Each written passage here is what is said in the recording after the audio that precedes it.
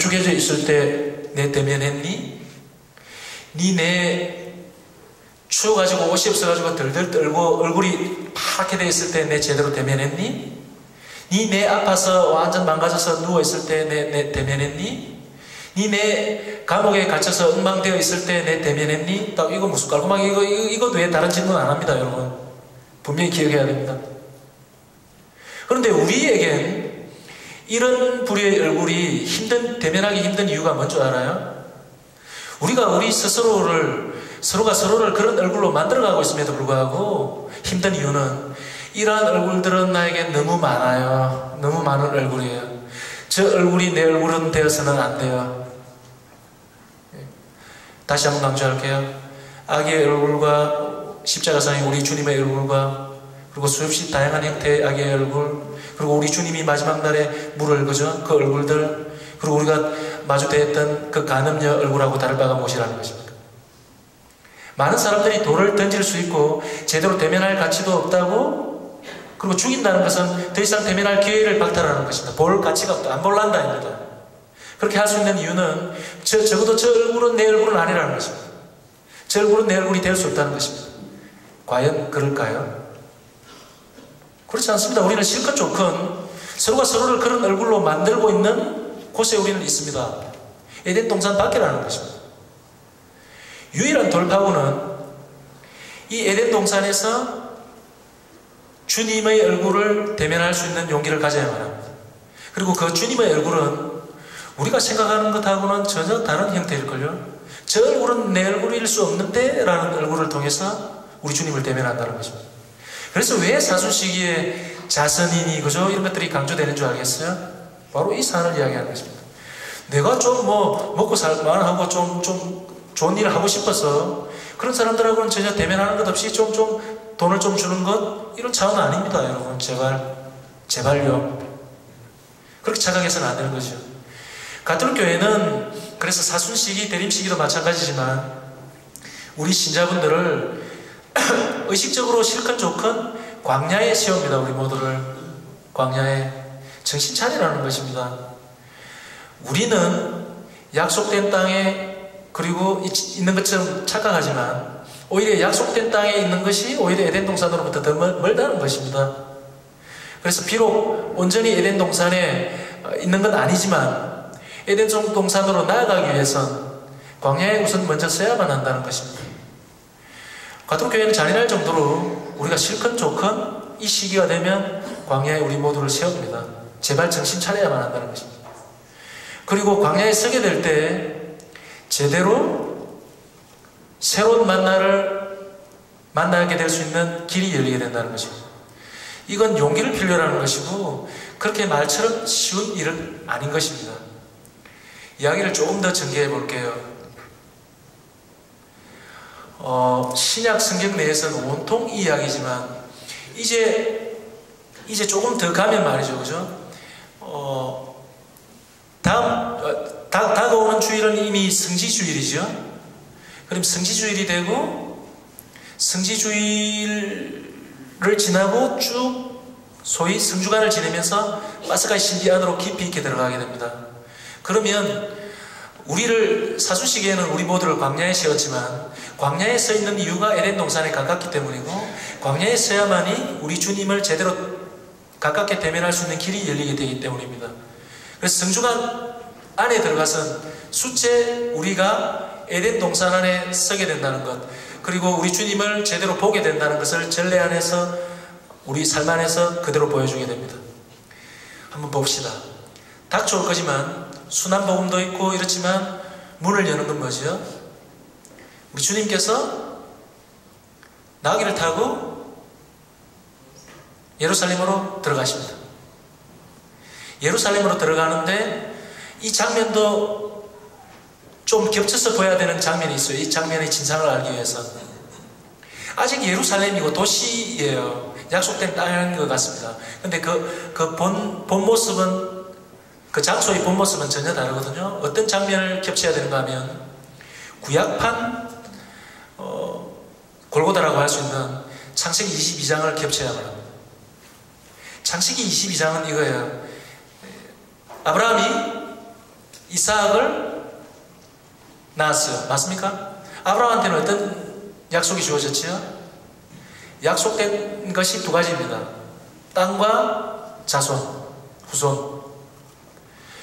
이게 두 개가 올바르게, 두 개 다 주어져야지 올바르게 실현되는 거죠. 그죠? 여정 중에 있습니다. 약속된 땅으로 가고 있어요. 그런데 나이가 들어감에도 불구하고 자식이 생기지 않네요. 그래서 굉장히 큰일입니다. 그래서 제대로 하나님을 대면할 수 없네요. 그죠? 약속된 땅은 점점 더 가까워오고 있는 것 같은데. 근데 자식이 생겼어요. 근데 이제 상황이 역전되네요. 그죠? 자식은 아주 가까이 대면할 수 있게 됩니다. 근데 약속된 땅은 아직 멀었어요. 그러면서 정점을 찍는 건 뭐죠? 모리아 산입니다. 창세기 22장. 하나님이 천사가 나타나서 아브라함을 대면하면서 뭐라 그러죠? 네 이삭을 제물로 바치래요. 그 시점부터 아브라함이 이삭을 어떻게 대면할 수 있었겠어요? 이삭은 뭣도 모르지 않습니까? 그죠? 어떻게 대면했을 것 같습니까? 모르긴 몰라도 지옥을 대면했을 것입니다. 맞습니까? 그전에는 완전 천국이었겠지만 이미 에덴 동산 안에 온 것처럼 그렇게 대면했겠지만 하나님을 대면하듯이 그렇게 대면했겠지만 한순간에 어떻게 된다고요? 지옥을 체험했을 것입니다. 그러고 난 다음에 모리아산으로 가고 있습니다.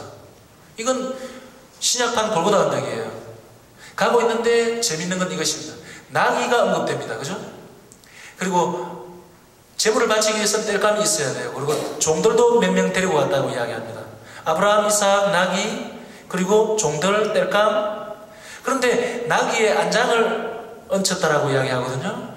그러면 우리가 생각할 땐 땔감을 어떻게 했을 것 같아요? 땔감을 나귀에 얹었을까요? 아니에요. 나귀에 누가 탔을 것 같아요? 아버지라면 대충 이야기 다 할 건데 그렇게 애지중지하는 아들이고 그리고 곧 죽일 아들이라면 나귀에 태웠을 것입니다. 많은 사람들이 이걸 좀 놓쳐요. 땔감이 무겁기 때문에 나귀에 싣고 갔을 거라 생각하지만 그렇지 않거든요. 안장이 언급되고 있단 말입니다.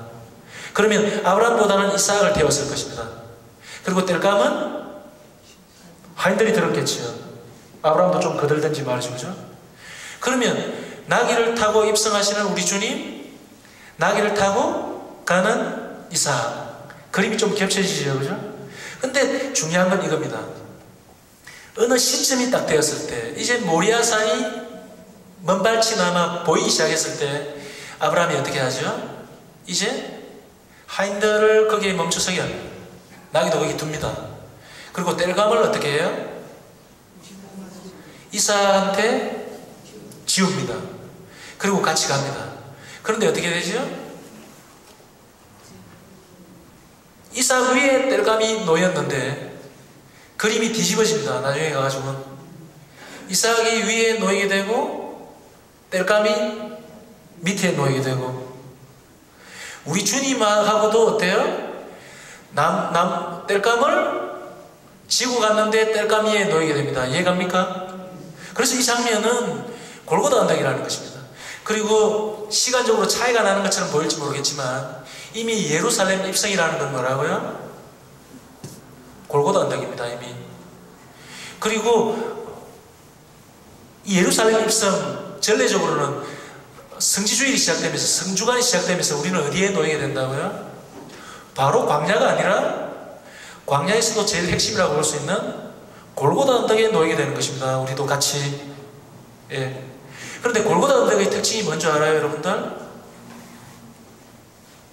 골고다 언덕에서 예수님이 십자가에 못 박히셨을 때 아무도 제대로 쳐다보지 못하고 입을 가리고 고개를 돌렸다라고 이야기하지 않습니까? 그죠? 그런데 온 세상이 빛을 잃고 이러는데 하늘이 열립니다. 예수님 세례 장면처럼. 이건 성전 지성소를 가리는 휘장이 갈라졌다라고 표현되고 있죠. 그죠? 하느님과 제일 가까운 통로가 열렸다는 것입니다. 하느님의 현존과 제일 맞닿아 있다는 것입니다. 뭘 의미하죠? 회복된 에덴 동산. 회복된 에덴 동산. 다시 한번 강조할게요. 이제 곧 다초올 우리는 지금 충분히 광야에 놓였어요. 그죠? 계속 약속된 땅에 들어왔다고 상황은 더 좋을 거라고 마치 이게 교회 안에선 에덴 동산 안에 있는 것처럼 그래서 하나님도 누구보다도 더 잘 대면할 수 있고, 그래서 우리도 형제 자매로서 더 잘 대면할 수 있더라고. 자위에 할지 모르겠지만 사실 그렇지 않다는 것입니다. 사주시기는 그 꿈을 깨고 있지요. 사실은 헛된 꿈을. 그렇지 않다는 것입니다. 오히려 우리는 에덴 동산으로부터 멀리 떨어져 있기 때문에 오히려 더 가까운 광야에 우리를 세웁니다. 의식적으로. 그리고 그 광야 안에 있을 때 어떤 일이 벌어지는지, 어떻게 대면하게 되는지, 그죠? 물리적으로 같은 장소를 할지라도 극명하게 드러난 건 뭐예요? 우리 주님과 제대로 대면할 땐 이미 회복된 에덴 동산에 와 있는 것입니다. 그리고 이제 숫자 어때요?